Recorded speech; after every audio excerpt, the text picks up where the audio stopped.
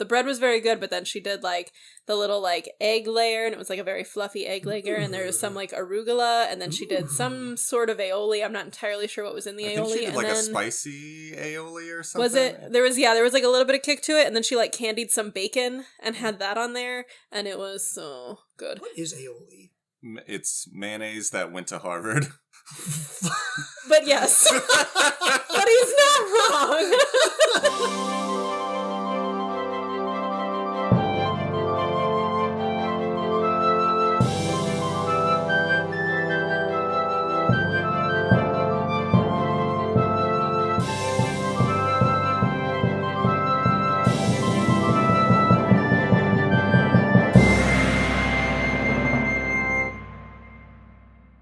Hey, welcome to the Tabletop Travel Guide, the podcast where we explore fictional worlds and civilizations right from the comfort of our own table.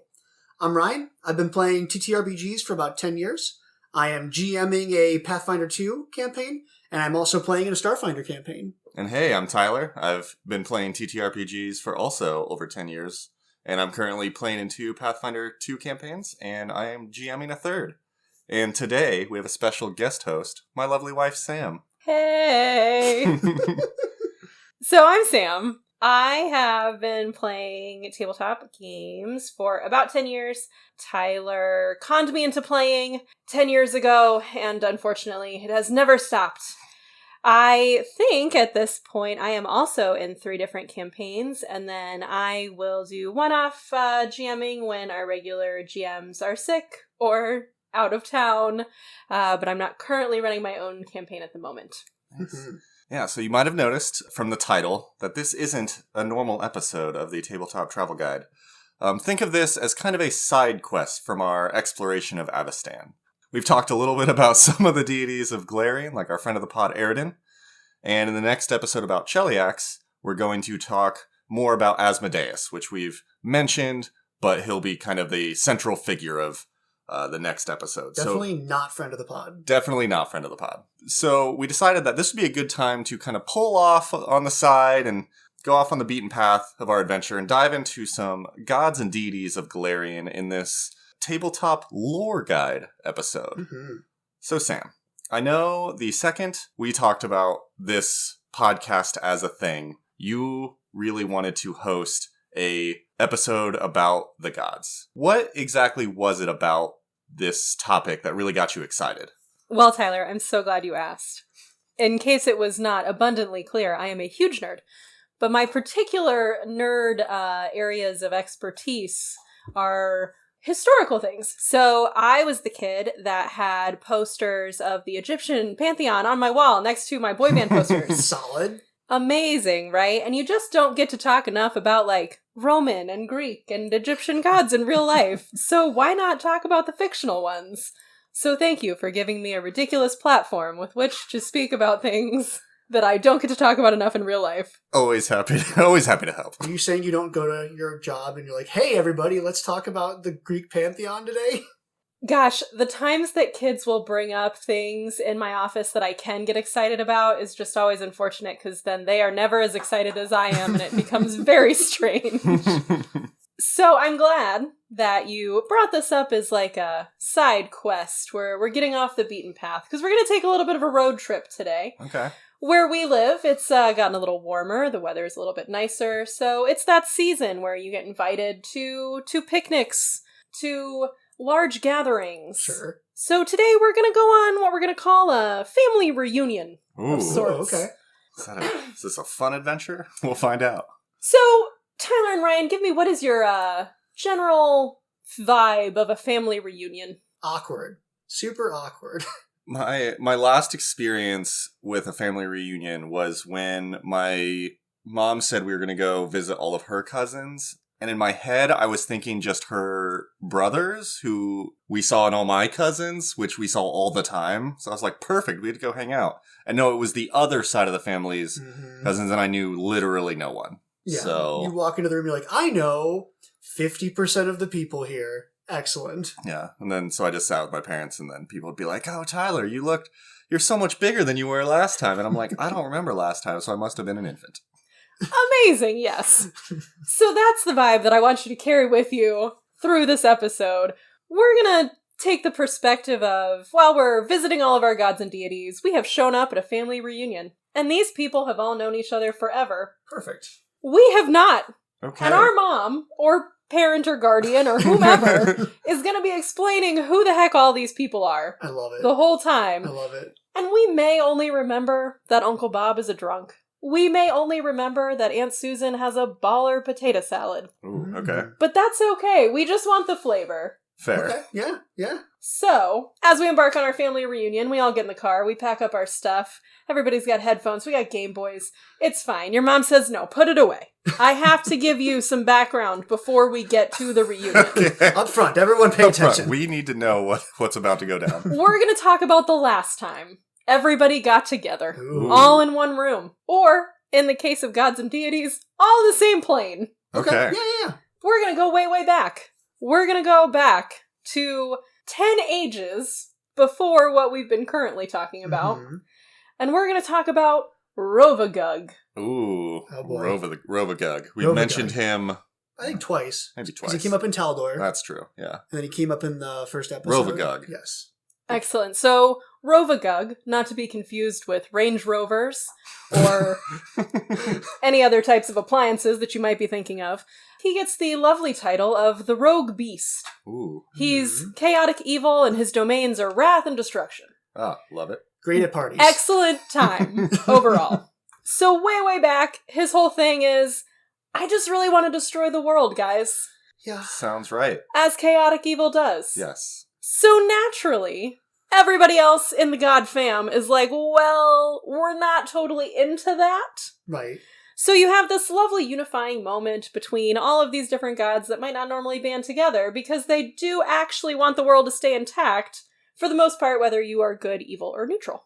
Yeah, like once drunk uncle decides to try to burn the house down, Yes. everyone unites and is like, It's maybe like, someone go get the fire extinguisher. We might not agree with each other, but we all agree that this house is necessary for our life. Yeah. Yes, exactly. So this is where we're going to meet all of these fun people and kind of hear a little bit about who they are, what they did in this particular event, and then how that carries out. Okay. So we're going to talk about a lot of people. It's fine. You don't have to remember Okay. all of them. There will not be a test. Perfect. Except maybe there will. I'm not telling. Oh no. All right, so first, the gods come up with a plan. They're gods. They've got big brains, presumably. Right. So they figure out a way to trap Rovagug. Now, typically with gods, you're not, like, just making them disappear, like, killing them super easily. There's obviously all these, like, big, arduous tasks you have to go to. Right. So we are going to trap him. Okay. First, we're going to talk about Sarenrae. Okay. This is the Dawnflower. She's the neutral good goddess of sun, redemption, honesty, healing. She comes in with a flaming sword. I love women So with like flaming your favorite swords. aunt who just is super nice to everybody and also kind of a badass. Yes. She is running out into the street and saving the dog and standing in front of the car and saying, "Stop! Yeah, I love it. You're not running the dog over." Love Perfect. And then maybe she'll slash your tires afterward. I don't know. Yeah. Oh.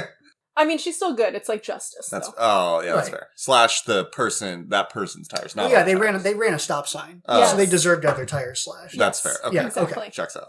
So she starts us off in this epic battle montage to capture Rovagug. She slices a hole in the world to open a rift Oops. Ooh. Okay. with her awesome flaming sword. And this is the world of Golarion? Yes. Okay. Yes.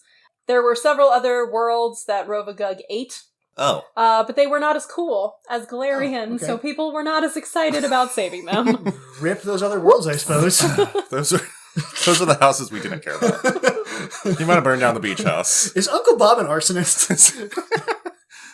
So she rips the hole open. Excellent. Perfect. Now, what are we actually going to put into this rift and hole? Yeah. Well, what we are going to put in it is the Dead Vault, Ooh, okay. Okay. which I love a dramatically named prison. Yeah. Who Yeah. doesn't? You have to name it. Yes. So, but we have to build a Dead Vault first, Mhm. right? So this is where we meet Gorum and Torag, Mm-hmm. Okay. Nice. who are more gods. So Gorum our Lord in Iron, is a chaotic neutral god. He is over the domains of strength and battle and weapons. And Torag is the father of creation. He is lawful good over the forge, protection strategy. So they are getting together and they are forging this vault that we are going to put our nasty Uncle Gug in because he can't keep it together. Can you take a quick aside and explain, for those of you who are listening and don't necessarily understand the different alignments, can you kind of explain the alignment system a little bit? Oh my gosh, Tyler, you haven't explained alignments? Look, there's a lot of things to go over, okay? We're just traveling. We didn't care about alignments. Oh my gosh. All right, so in general, you have the good and evil spectrum. Mm-hmm. So you can be evil, you can be good, you can be neutral. Checks out. Neutral's in the middle. Makes sense. And then our second axis that we're looking at is going to be that lawfulness or chaoticness. So you can be lawful, you can be chaotic, you can, again, be neutral. Yeah. So typically the icon that you'll see will be a 3x3, 9 squares. Yeah. So you can be like really, really neutral on everything and be straight up in the middle.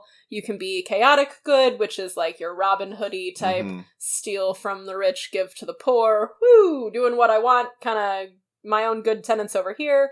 You can be lawful good, where you're like, nope, there are rules, and we are going to follow them and not murder people. That's very important. If you are good, you should not be murdering people. Yeah. Just FYI. And then we have our evil sides of the spectrum, where you might have your lawful evil, which is typically a little bit easier to deal with because they at least have a code of conduct. Whereas like chaotic evil is like, whoo! There are no rules. I'm destroying everything. I do not care about anyone or what anyone thinks. So Uncle Gug is chaotic evil. Yes. A word of caution. Don't be a chaotic evil person in a party if nobody else is. Yep. It's not going to go well. So yes, this is where we land. Perfect. So yes, our main antagonist in this moment is chaotic evil, not working well with anyone. Yeah. Everybody else has a little bit more structure going on. Cool. So Dead Vault. Yay, we built it. Now, with any good Dead Vault or prison, we have to put more magic into it to make sure that it does not, fall apart. You can ease way out. Yes. Yeah. Of course. Yes. Anyway. So, we call on Pharasma. Ooh, so, Pharasma, love her. She is our Lady of the Graves. She is a true neutral. She is over faith, death, prophecy, and birth. If we want to, tie this back to pantheons we are familiar with, she's going to be like your kind of Hades figure, where she is the gateway for souls once they have departed the earth. A little bit different for her, though, is she is there to send souls to the plane that they belong to. So it's not really a judgment of whether or not you are good or bad. It's more of a, which box do you need to go in now that you have passed away? Okay. She is very against the undead, though. That'd be her big, no. Well, yeah, because once they're dead, they gotta stay dead. Yeah. Yes. Yeah. She's like, don't take back what's mine. Fair. It showed up here. It stays here. No takesies backsies. None. So she's magical, she's throwing stuff into the Dead Vault, keep it in here. So then we have to actually get him into the Dead Vault, which is where we're going to use some more of our fun friends at this family reunion. We are going to have our, how do we say I don't want to call her our slutty cousin, but I kind of want to call her our slutty cousin. Anyway, Callistria lures him in, and I also love her. I'm just really into all the lady goddesses. We're just out here kicking ass. It's great. Fair. Yeah. She's called the Savored Sting. Her favored animal is a wasp. The savored? So, sting. Savored sting. Oh, okay. Like you get stung, but you like it a little. Okay. It's an apt description. She's chaotic neutral, and she is over trickery, lust, and revenge. Fun fact, a lot of her churches are also brothels. Oh, okay. Amazing. So, she's luring him in. I don't have a lot of details on how exactly that looked, but I think we can all use our imaginations. So she lures him in. Yes. Amazing. He's in the Dead Vault. And then, another one of our fun friends, a god by the name of Dubrawl, impales him into the Dead Vault with the Star Towers, which are things that still exist in different places on Golarion as towers. In this particular instance, they are used to spike this dude into the vault. Okay. And that, sticks him. Yes. Okay. Yes. So he is stuck in there. The interesting thing about Dubrawl that we'll bring up is he later becomes a different deity called Zonkathon. Ooh. After he gets into a fight with his sister Shaylin, who is the goddess of art and beauty and music, and they're like jiving in harmony, and then something goes down, and then he pieces out for another plane, and then he kind of gets like taken over by some evil shit in the other plane, and he comes back as this like kind of like sadomasochist like dude in a lot of leather and spiky things. Oh, okay. He had like a summer abroad. Very far abroad. Oh, really? Went to Amsterdam? I don't know. Okay. Anyway, he comes back lawful evil.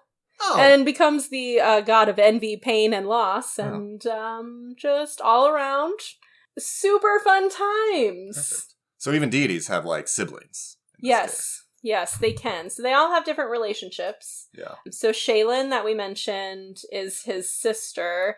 She is tied to Sarenrae, our flaming sword goddess, and they are also tied to Desna, who also is part of this conflict. They are just a group of lady lovers. Oh. Hanging Nice. out. Okay. Nice. So Desna, who doesn't have a specific role in the conflict, but was against Rovagug, she is the great dreamer. She's chaotic good. She's over dreams and stars and travelers. She's a very popular goddess in Golarion, especially with like travelers and adventurers, so she might pop up a lot. Maybe she's like over at the table, like holding on to Uncle Gug's car keys. Like, well, I'm not directly involved, but I'm not going to let him drive home.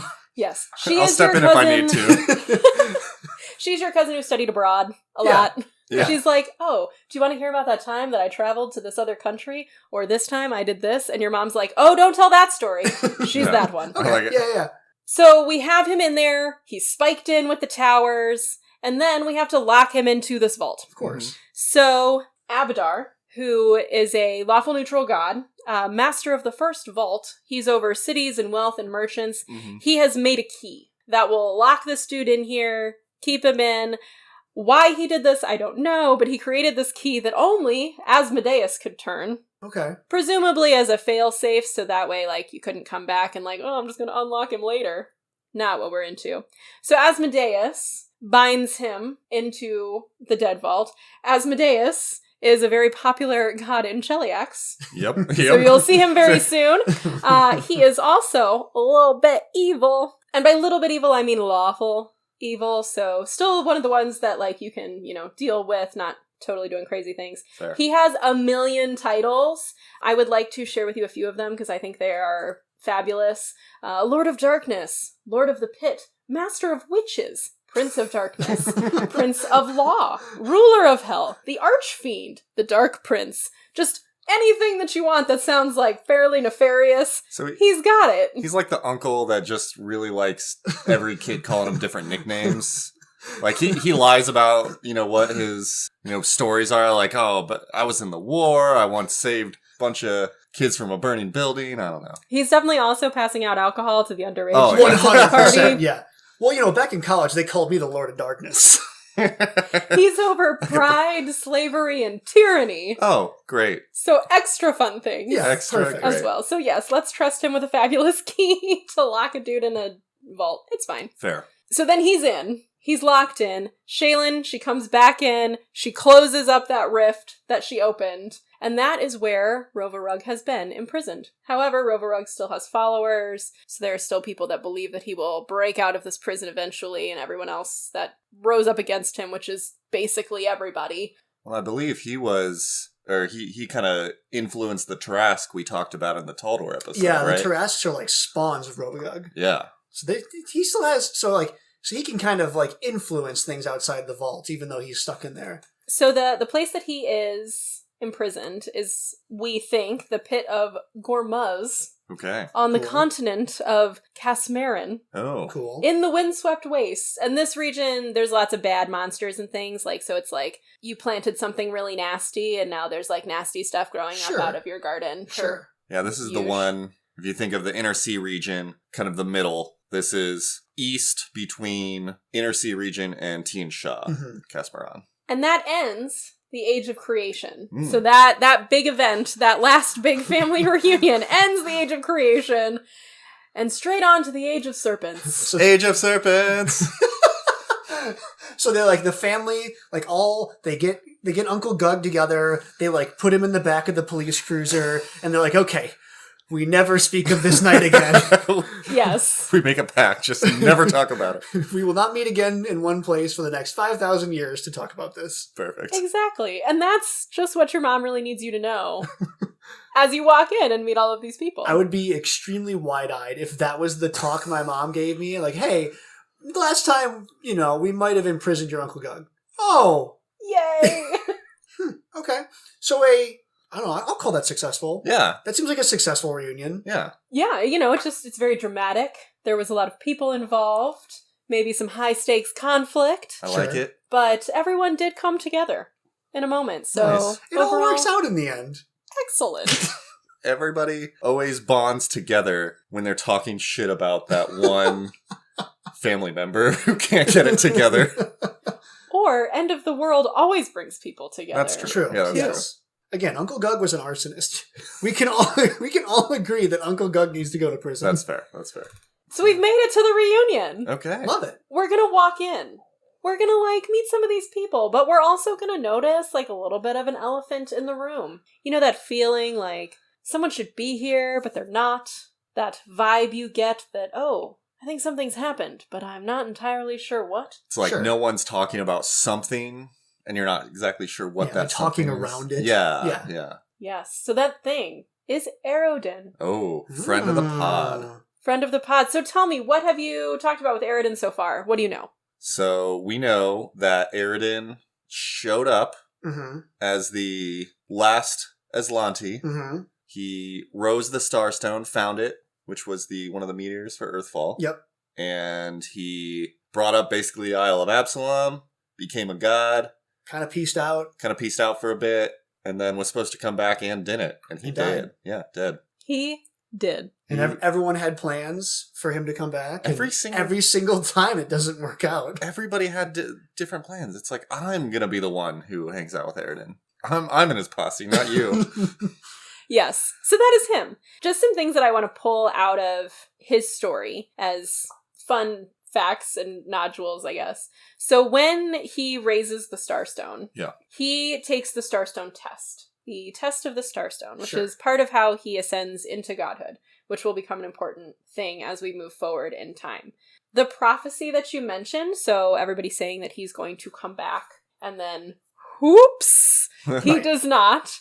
That is what brings in the Age of Lost Omens. So that's going to be another one of those trigger events that moves us into the current age. Yeah. So again, this is many ages past when we locked Rovagug in things. But there's some really big kind of world forming things that happen here. So the test of the Starstone now is something that people can attempt. Right. All the time. Yes. However, only 3 people have passed it. No. I would love to see the ratio on the attempts versus not. I imagine you have either... I think it'd be funny if they had a chart outside the Starstone Cathedral that's just number of successes. There's 3 marks, and then number of failures, and it's just an entire wall. Even better, I need the factory sign, days since the Starstone since failed Starstone test. I think it maybe needs to be minutes or hours. I don't know. I don't know. I don't think people are taking it that often. It sounds like whenever people attempt it, a crowd develops. Yeah. So it can't be every hour. That's true. It's also fairly arduous and takes some time. Yeah. So what the actual test is a little bit of a mystery on exact content. We know that you have to get into the cathedral in the center of Absalom. The Starstone is surrounded by this maze that has traps and guardians and wards, but the obstacles change depending on who is taking the test. No one really knows exactly what they're going to face when they get in there. The few people that do pass, obviously, get into godhood. A lot of people die. And then some people manage to escape partway through, which is, I guess, encouraging. Love it. They might get a lot of wealth, so they didn't come away empty-handed. Yeah, okay. But no divinity, so... Fair. Alive. Little column A, little column B. Yeah. So let's talk about the people who did ascend. So these are going to be people that actually passed the test and are now showing up to the family reunion. Ooh. Because they can come now. They have gotten the invite. Nice. The first person to do so is Norgerber. Norgerber. Big fan of Norgerber. I hate his name. It's so hard to say. Like, cool deity, which is the dumbest name. Yeah. Oh my gosh. So cool. And I'm like, Norgerber. Anyway, not much is known about him as a mortal. He pretty much shut that down and did not want anyone to know who he was before. Probably a big nerd. I hope so. But now, he is the neutral evil god over greed and secrets and poison and murder.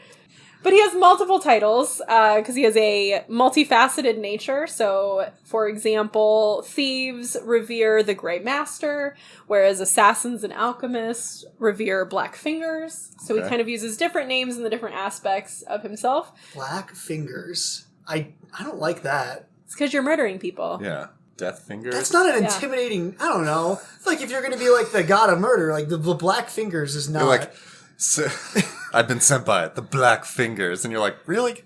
Can we workshop that name a little bit? Can I become the Lord of Darkness instead? Like... Look, guys, if you show up in some shady alley and some dude's back there and he's like, let me just shake your hand, and he's got like fully black hands, you're like, I don't know about this.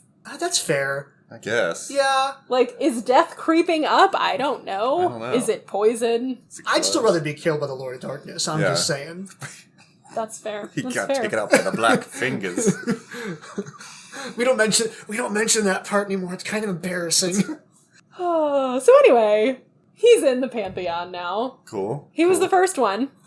The second person to take the test and pass is Caden Kellyan. Love him. Love Awesome. Caden Kellyan. So we do know who he was as immortal. He apparently doesn't care. He was Taldan, and a sellsword and a freedom fighter. Okay. And he drank a lot. And he drank a lot. Hilariously, he gets drunkenly dared to take the test of the Starstone. And more hilariously, he passes. And doesn't remember how he did it. Classic. We've all been there. I wish the drunken things that I don't remember resulted in me getting godhood versus me waking up and going, oh no. like the bits of flashes of last night aren't like, I did what? With who? That was a mistake. Yeah. Instead, I did what? With who? Oh. Cool. Very different Looks tone. down at hands. Oh, I'm a god. Okay, cool. Also, I love it that Paizo wrote in here's a deity that just accidentally stumbled into it. We can all aspire to that, though. I know. Yeah, that's like the everyman's deity. Yeah. And as such, he is known as the accidental god and the drunken god. And he is chaotic good, as we could assume. And he is over the domains of freedom and ale and bravery. Love it. Perfect. Beautiful. I'm a fan. So he's fabulous. We love him. Our third ascended and the most recent is Iomade. We also know who she was prior to taking the test. She was a Chilaxian human who fought against the Whispering Tyrant, so lots of valiant deeds in her lifetime. Yeah. She takes the test of the Starstone, ascends. She becomes a goddess that's neutral good over honor and justice and valor. She's connected to Eridan. She becomes his herald until he passes, at which point she takes over most of his followers. Fair. And she gains her title as the inheritor because she has inherited what he had before. Cool.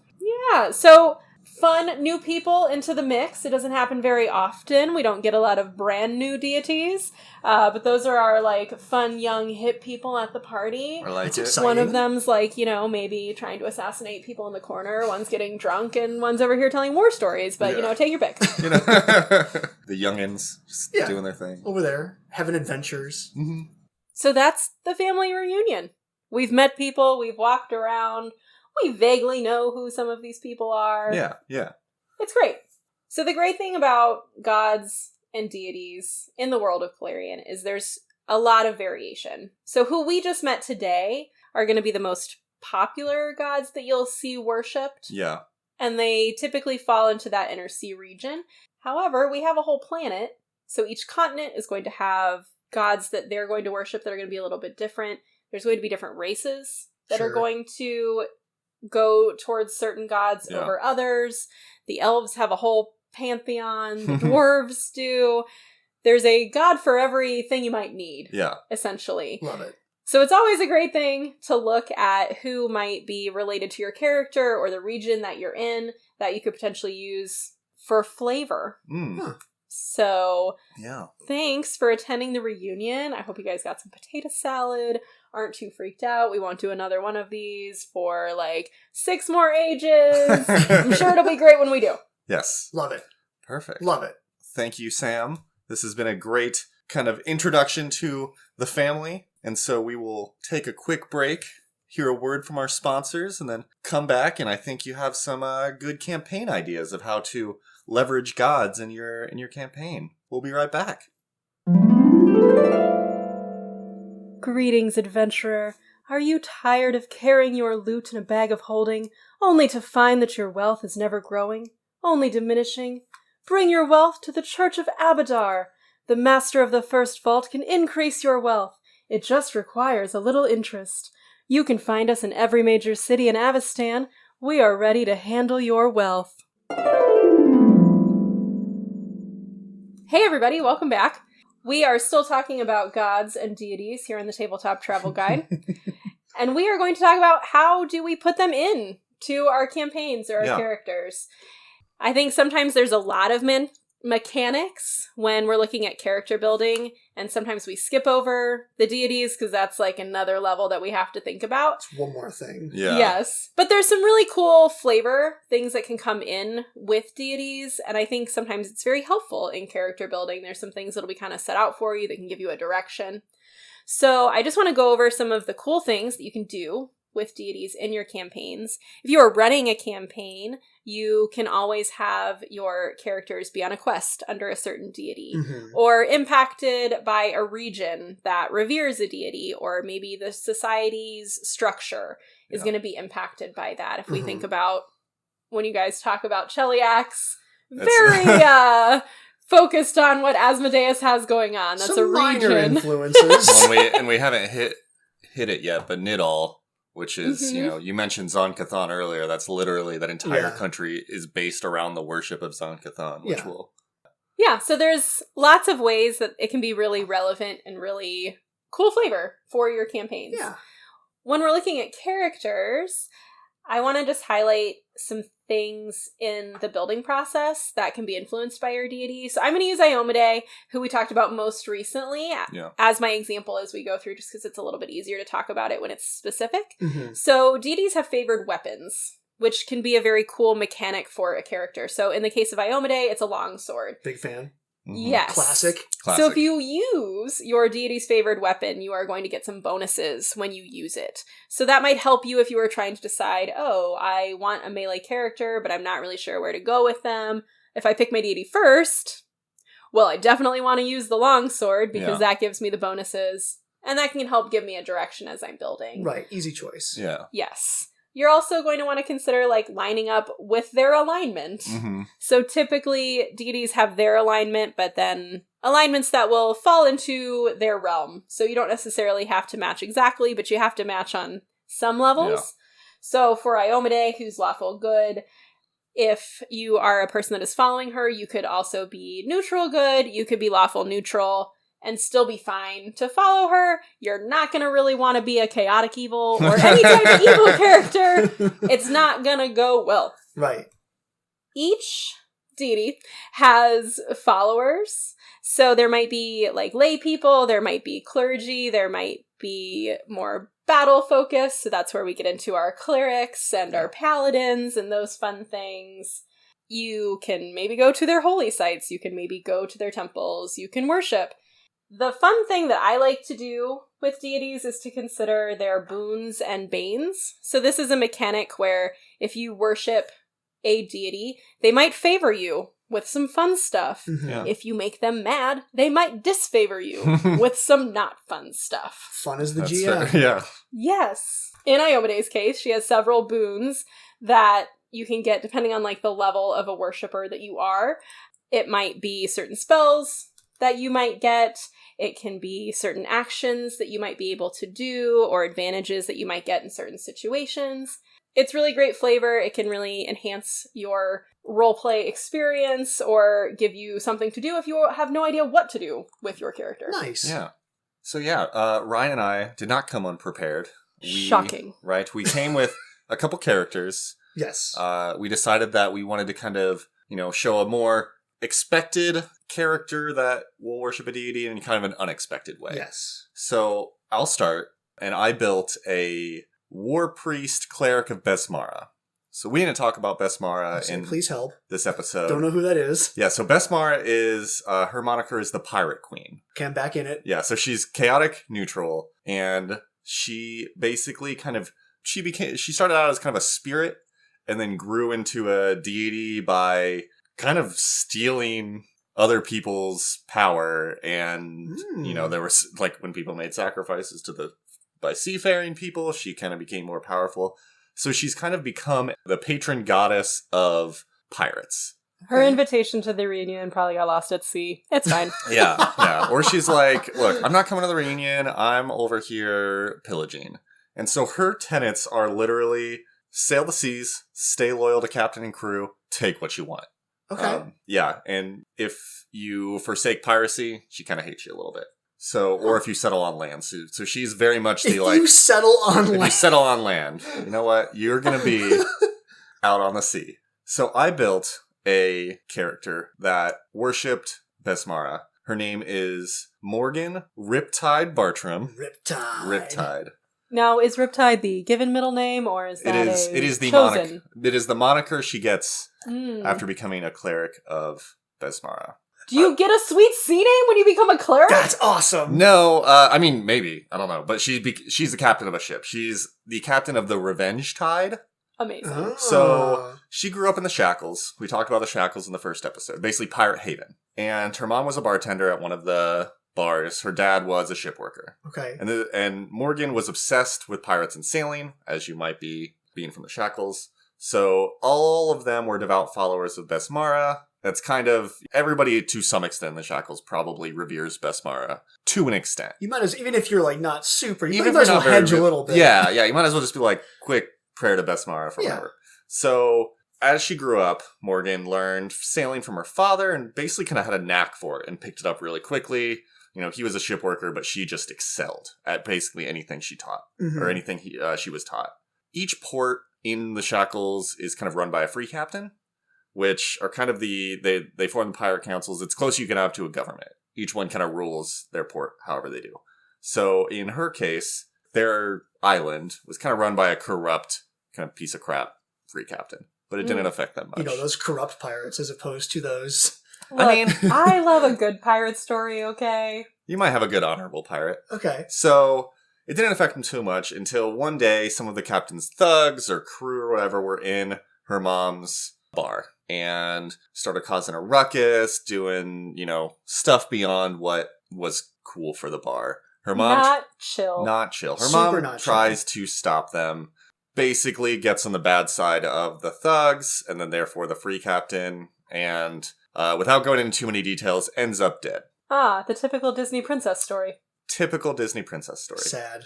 So... Hate to see it. Yeah. So mom gets murdered. Hearing the news... Morgan prayed to Besmara to get power to take revenge. And this is when she becomes a war priest. She gets a blessing from Besmara to gain the powers to sail become the a high cleric. seas and pillage. Yeah. So her and her dad, they steal a ship. They gather a crew based on, some of the regulars at the bar, some of the ship workers he knows. They basically kind of form a ragtag crew, steal a ship. She becomes captain of it. She has powers to heal and to manipulate water and, kind of excels at being a pirate captain. That's when she gets the moniker Riptide, because she has abilities that, when people have tried to board her ship, she can just use, manipulate water to send them back off the ship and doing, stuff like that. Sam, how does this compare to your father-daughter work days? Oh, jeez. If only I could knock people off of boats and suck them back into the ocean. I would get so much more done. Yeah, so she, her deity's favorite weapon is the rapier, so she can duel. That's why she's kind of a war priest. But she gets the moniker Riptide on the Revenge Tide, and her whole goal, her dad is the first mate, so they're kind of father-daughter pirating the seas and looting and doing all that as kind of a long burn revenge quest to both Their goal is to win the Free Captain's Regatta, which we talked about in the first episode. Right. Basically, around the hurricane, you win, you get an island, you get a pirate council seat. You become a free captain with the bonus of she's going to murder the crap out of the free captain that killed her mom. Amen, sister. Right? So all of her powers are mechanically from Besmara. Right. So she cannot be a cleric without a deity. Right. So that's kind of, the more general, most people who pick deities just from a mechanical standpoint are clerics or paladins. Right. So Ryan, what do you got? I just want to say, I don't want to get on Riptide's wrong side. Riptide? I would like to say that for Riptide, what I would love to see for her life is that she gets the boon from Besmara that is bribing a sea monster. Ooh. I'm sorry, what? Yes, one of the boons from Besmara is bribed sea monster. The sea monsters at Besmara's behest follow your call at the goddess's command. Amazing! I think she needs that. I love it. Oh yeah, do that. Yeah, okay, for cool. Sure. Cool. Well, my character would not be friends with Riptide at all. Fair. Yeah, so I made Rarfu the orc. Okay. A lot less, not like intensity, but there's a lot less going on in Rarfu's family. Yeah. So mother was a fighter, father was a fighter. They all live in Belkson. Okay. Orcs gonna fight. The only kind of weird little edge is Rarfu wasn't super vocal. Like at least my perception of orcs is they're like super loud and super boisterous and want to get out there and like make their presence heard. And Rarfu wasn't really like that. Was a good fighter, pretty solid, but at some point picked up a drum. Ooh. Picked up a drum and decided, maybe my talents aren't just fighting, but they're also in drumming. Okay. And that's where Rarfu's career really kicks off. Rarfu becomes a very competent bard of Gorum. Yes. A war bard of Gorum. So Rarfu kind of slams the drums as his friends and family enter battle, and both inspires them with like your generic bardic inspiration, but is also well kitted for stoic intimidation and fear effects. And so mechanically, I kind of leaned more into Gorum's intimidation and war side. Yeah. And where like a lot of your stereotypical bards are very buff focused, Rarfu is very out there debuffing the enemy and intimidating and like throwing sound at them and just generally causing a ruckus with his large drums and intimidating gaze. That's really cool how the flavor of Gorum like doesn't directly give him any power. Correct. Yeah, there's nothing mechanically that Rarfu gets from being a follower of Gorum, but it's super influential in the character building. However, there is a very cool boon from Gorum that would work well for him. That one is Gorum's Shout. Ooh. Which allows you to once per day use Word of Chaos as a spell-like ability. So you must shout a battle cry at top volume. Or maybe it's hitting the drums at top volume. So even if it's not a character that like lines up exactly with what like the deity's got going on, or we're not using it specifically like a cleric, there are always ways that you can pull it in and make it work. Yeah, well, that could even work, like, things have gotten serious if Rarfu actually opens his mouth. Yeah. Then it's doubly scary, the drums plus, like, the shouting. Ooh. I like it. I like Rarfu. Awesome. Well, thank you, Sam. Thank you, Tyler. Thank you to all of our listeners. We hope you're enjoying listening as much as we're enjoying making these episodes. I'm having a lot of fun. Yeah. If you have any thoughts, feel free to reach out to us via email, tabletoptravelguide@gmail.com. Likewise, if you want to head to our website, we'll post some pictures. We post any characters we make on here. We post the full character sheets, tabletoptravelguide.com. Anything else, guys? Thanks for having me. This was really fun, and I liked nerding out. Oh, yeah. Yes, this will be the first of, I'm sure, many guest hosts and first of many tabletop lore guides. We'll sprinkle them in as we go through the world and we explore. Yeah. But with all that said, until then, guys, happy travels. Safe travels.